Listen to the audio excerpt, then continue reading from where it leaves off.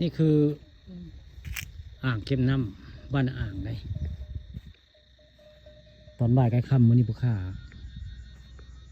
ป่าทองคำพาชมเนาะพามาชมอ่างเก็บน้ำบ้านอ่างตำบลนาตาลได้นี่น้ำพวกกระแห้งเลยอ่างเก็บน้ำแห้ง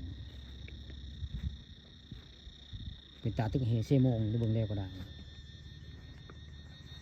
ข้างหน้าเขามีคนมาใส่โมงได้เบิ่งแล้วเพิ่นใส่โมงเนี่ยผมซึ่งหน้าคือเป็นบ้านพักตากอากาศของพี่ตื่มบ่ได้ผมขาวๆมุงหญ้าแม่นแล้วบ้านพักตากอากาศหรือว่าคาเฟ่ร้านอาหารพี่ตื่มคาเฟ่ในหมู่นี้คืออ่างเก็บน้ำห้วยหินตาดวันนี้ผู้ค้าได้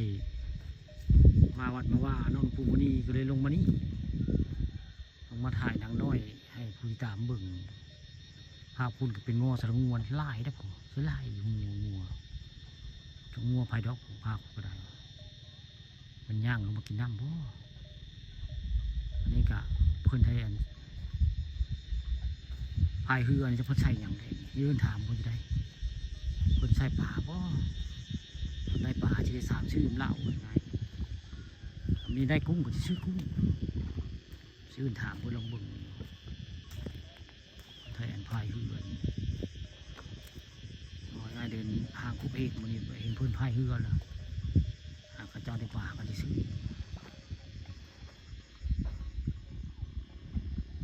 ได้บุกคุ้งหันยามนี่ยามใส่เนื้อเด้ว่ายามเช้านี้มันยามใส่เนื้อว่าคำได้เดี๋ยวอยากซื้อมาก้อยดอกปลาได้ปลาฮะปลานิ่นมาได้บ่ไม่ใช่นั่งยาม4-5 ลางนี้ก็เทิกได้ยามแล้วตอนเช้าบ่ถึกเนาะ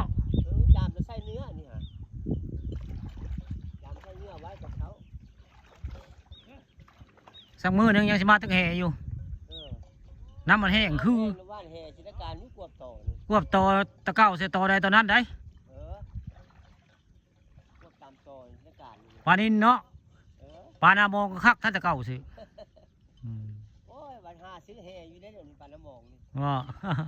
มีคู่ต่อได้ปลาหน้ามองนะฮะนี่อันนี้ทักทาย